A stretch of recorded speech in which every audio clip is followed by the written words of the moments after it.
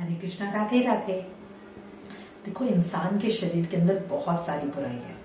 काम, क्रोध, लोभ, मोह, अहंकार, बहुत सारी बुराई है। पर इन सब में सबसे ज्यादा खतरनाक पता है कौन सी है? अहंकार, घमंड। और इसकी सबसे ज्यादा तारीफ ये है कि इंसान को घमंड हो जाता है और उसे पता भी नहीं चलता है। होता क्या है, इंसान को लगता है मैं तो नेचुरल हूं, मैंने जो बोला है मैंने नेचुरल बोला है, बट वो नेचुरल होता नहीं है। अब प्रश्न ये आता है कि कैसे पता चले भाई हमारे अंदर घमंड है? तो बहुत सरल उपाय है। जब आपको अपनी छोटा सा भी गुण बहुत बड़ा लगे और सामने वाले का बड़ा गुण भी छोटा लगे, उसके अंदर जो क्वालिटीज है वो आपको बहुत छोटी सी लगे, नहीं तो नॉर्मल है, तो हर किसी के अंदर होती है, तो समझ जाइएगा आप में घमंड है। जब आपको अपनी बड़ी गलती भी छोटी लगे, अरे लाइफ में ऐसा हो जाता है यार, मैंने कोई बहुत बड़ी बात थोड़ा ना कर दी, या जब सामने वाले की छोटी गलती भी बहुत बड़ी लगे, ऐसे थोड़ा ना होता है, ऐसे नहीं कर सकते, कोई किसी को ऐसे नहीं बोल सकते, तो समझ जाइएगा आपके अंदर घमंड बढ़ रहा है। एक बहुत सुंदर प्रसंग हमें महाभारत से मिलता है। महाभारत का युद्ध चल रहा था। अर्जुन के सारथी थे भगवान श्री कृष्ण।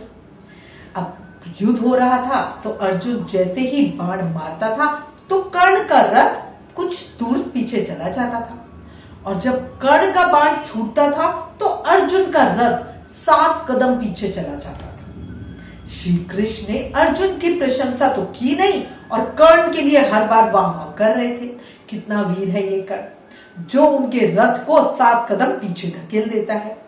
अब अर्जुन बड़े परेशान हुए, बड़ा कंफ्यूज भी हुए कि भाई ये क्या बात है, और उन्होंने बोला कि भाई वासुदेव, ये पक्षपात क्यों कर रहे हो?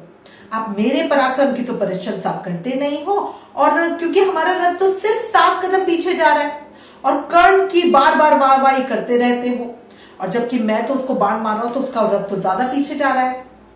तब भगवान श्री कृष्ण बोले, अर्जुन तुम जानते नहीं, तुम्हारे रथ में महावीर हनुमान स्वयं मैं वासुदेव कृष्ण विराजमान है, और यदि हम दोनों ना होते तो तुम्हारे रथ का तो कोई अस्तित्व ही नहीं रहता, वो कब का टूट फूट चुका होता।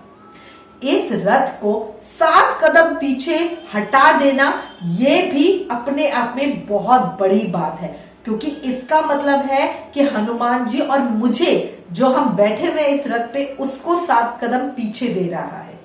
और अर्जुन ने जब ये बात सुनी तो उसको स्वयं पे थोड़ी सी ग्लानि हुई। उसने बोला भाई बात तो सही कह रहे हैं, मेरे रथ पे तो साक्षात भगवान श्री कृष्ण स्वयं बैठे हुए हैं। अब ये बात वो अच्छी तरह समझ गए थे जब युद्ध खत्म हुआ था, और जब भी युद्ध पे से अर्जुन लौटते थे तो क्या होता था कि श्री कृष्ण पहले खुद उतरते थे, क्योंकि भाई वो सारथी बने हुए थे, है ना, और उसके बाद अर्जुन को उतारते थे।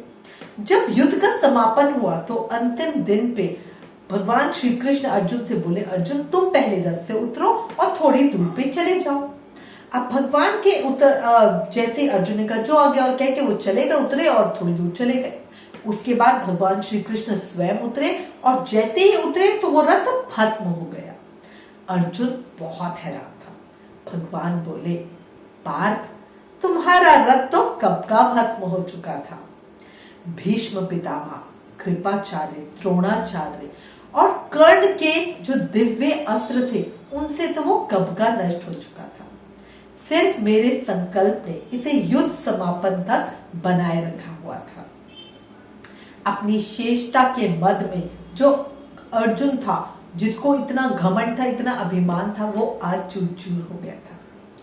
उन्होंने अपना सर्वस्व त्याग कर भगवान श्री कृष्ण के चरणों में वो नतमस्तक हो गए। और आज अर्जुन, जो उनका घमंड था, उसका जो, क्योंकि घमंड का भी बहुत भार होता है हमारे मन के ऊपर, और आज अर्जुन ने जब घमंड का वो भार उतारा तो उन्हें बहुत हल्का महसूस हो रहा था। गीता सुनने के बाद इससे बढ़कर और क्या उपदेश हो सकता था? सब भगवान का किया हुआ है, हम तो सिर्फ निमित्त मात्र हैं, है ना।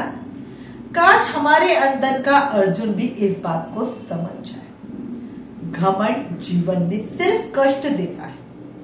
अहंकार छोड़ो, लेकिन स्वाभिमान के लिए लड़ते रहो। इनके बीच में ना बहुत बारीक लाइन होती है जिसको हम समझ नहीं पाते, है ना। विचार करिएगा, जब कान्हा जी की कृपा आपके ऊपर होगी तो आप इस बात को भी समझ जाएंगे। राधे राधे।